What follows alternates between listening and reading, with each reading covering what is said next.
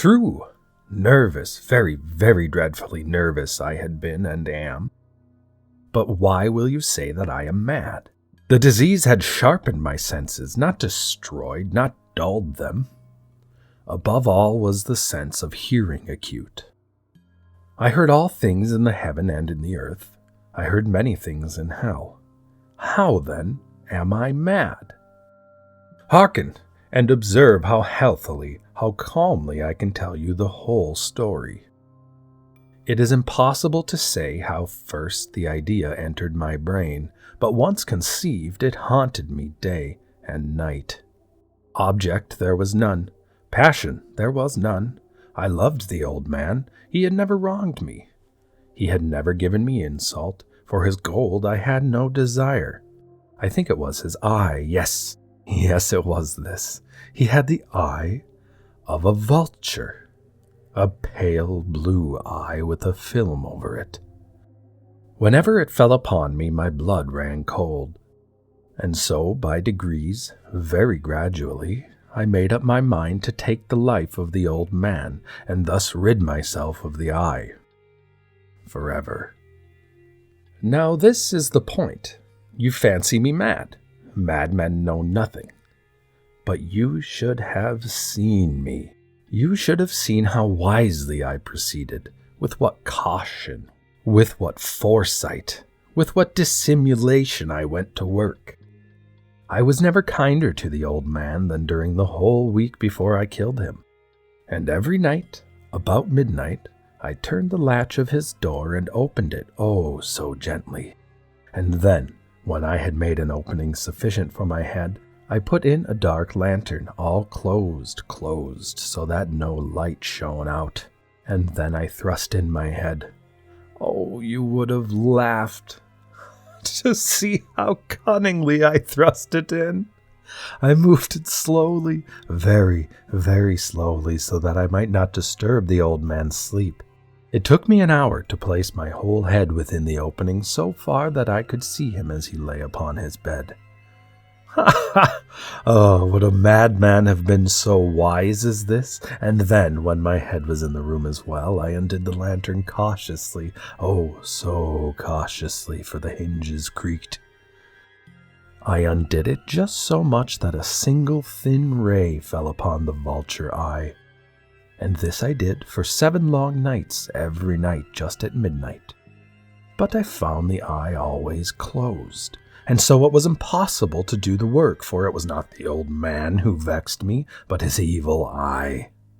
And every morning, when the day broke, I went boldly into the chamber and spoke courageously to him, calling him by name in a hearty tone, and inquiring how he has passed the night. So you see, he would have been a very profound old man indeed to suspect that every night, just at 12, I looked in upon him while he slept. Upon the 8th night, I was more than usually cautious in opening the door. A watch's minute hand moves more quickly than did mine. Never before that night had I felt the extent of my own powers, of my sagacity. I could scarcely contain my feelings of triumph. To think that there I was, opening the door little by little, and he not even to dream of my secret deeds or thoughts. I fairly chuckled at the idea, and perhaps he heard me, for he moved on the bed suddenly, as if startled. Now you may think that I drew back, but no. His room was as black as pitch with the thick darkness, and so I knew that he could not see the opening of the door, and I kept pushing it on steadily.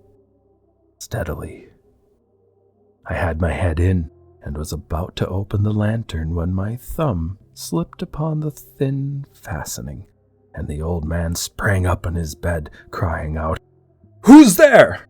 I kept quite still and said nothing. For a whole hour I did not move a muscle, and in the meantime I did not hear him lie down. He was still sitting up in the bed listening, just as I have done, night after night, hearkening to the death watches in the wall. Presently I heard a slight groan, and I knew it was the groan of mortal terror. It was not a groan of pain or of grief. Oh no, it was the low, stifled sound that arises from the bottom of the soul when overcharged with awe. I knew the sound well. Many a night, just at midnight, when all the world slept, it has swelled up from my own bosom, deepening with its dreadful echoes the terrors that distracted me. I say I knew it well. I knew what the old man felt and pitied him, although I chuckled at heart. I knew that he had been lying awake ever since the first slight noise.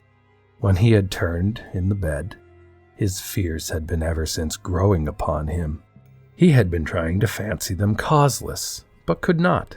He had been saying to himself, "It is nothing but the wind in the chimney.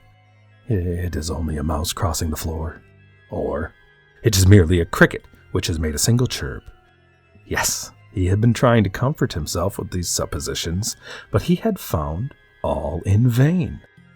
All in vain, because death, in approaching him, had stalked with his black shadow before him and enveloped the victim. And it was the mournful influence of the unperceived shadow that caused him to feel, although he neither saw nor heard, to feel the presence of my head within the room. When I had waited a long time, very patiently, without hearing him lie down, I resolved to open a very, very little crevice in the lantern. So I opened it. You cannot imagine how stealthily, until, at length, a simple dim ray like the thread of a spider shot out from the crevice and fell upon the vulture eye. It was open. Wide open, and I grew furious as I gazed upon it. I saw it with perfect distinctness, all a dull blue, with a hideous veil over it that chilled the very marrow in my bones. But I could see nothing else of the old man's face or person, for I had directed the ray, as if by instinct, precisely upon the damned spot. And have I not told you that what you mistake for madness is but over-acuteness of the sense? Now, I say, there came to my ears a low, dull, quick sound, such as a watch makes when enveloped in cotton. I knew that sound well, too. It was the beating of the old man's heart. It increased my fury as the beating of a drum stimulates the soldier into courage. But even yet I refrained and kept still. I scarcely breathed. I held the lantern motionless. I tried how steadily I could maintain the ray upon the eye. Meantime, the hellish tattoo of the heart increased. It grew quicker and quicker and louder every instant. The old man's terror must have been extreme. It grew louder, I say, louder every moment. Do you mark me well? I have told you that I am nervous, so I am. And now, at the dead hour of the night, amid the dreadful silence of that old house, so strange a noise as this excited me to uncontrollable terror. Yet, for some minutes longer I refrained and stood still. But the beating grew louder. I thought the heart must burst, and now a new anxiety seized me. The sound would be heard by a neighbor. The old man's hour had come. With a loud yell, I threw open the lantern and leapt into the room. He shrieked once only. In an instant, I dragged him to the floor and pulled the heavy bed over him. I then smiled gaily to find the deed so far done. But for many minutes, the heart beat on with a muffled sound. This, however, did not vex me. It would not be heard through the wall. At length it ceased. The old man was dead. I removed the bed and examined the corpse. Yes, he was stone dead. I placed my hand upon the heart and I held it there many minutes. There was no pulsation. He was stone dead. His eye would trouble me no more. If still you think me mad, you will think so no longer when I describe the wise precautions I took for the concealment of the body. The night waned and I worked hastily but in silence. First of all, I dismembered the corpse. I cut off the head and the arms and the legs. I then took up 3 planks from the flooring of the chamber and deposited all between the scantlings. I then replaced the board so cleverly, so cunningly, that no human eye, not even his, could have detected anything wrong. There was nothing to wash out, no stain of any kind, no blood spot whatever. I had been too wary for that. A tub had caught all. Oh, when I had made an end of these labors, it was 4 o'clock, still dark as midnight. As the bell sounded the hour, there came a knocking at the street door. I went down to open it with a light heart, for what had I now to fear?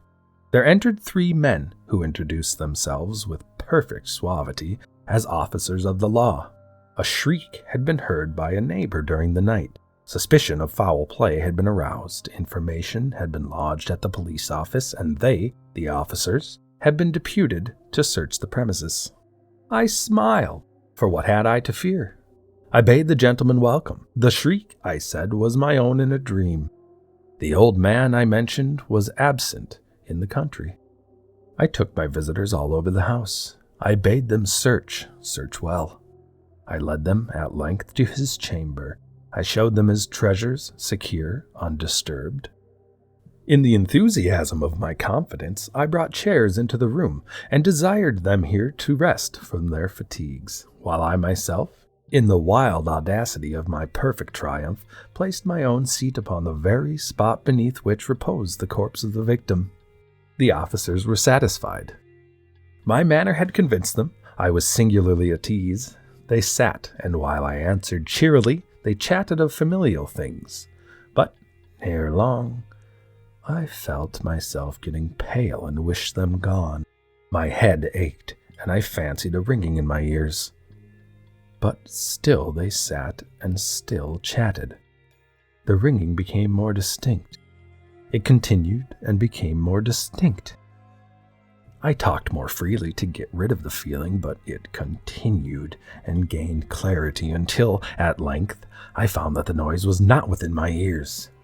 No doubt I now grew very pale, but I talked more fluently and with a heightened voice. Yet the sound increased, and what could I do?